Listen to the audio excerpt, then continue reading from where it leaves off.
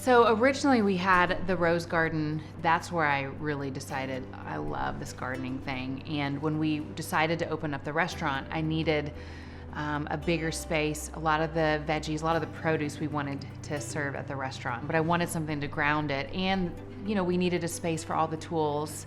That's what I said. That's what I told Chip. But really, I had a huge collection of antique gardening books that I love. And I have always wanted this kind of indoor potting shed scenario. So that's really the inspiration for this.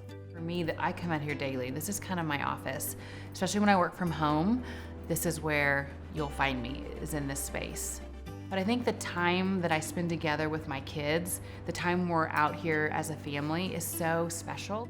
The other day, I was with Emmy and we were drying flowers out here and putting, so you'll see in a lot of the books, our goal is to have dried flowers in every book so that one day in 20 years, that'll be our little memory together.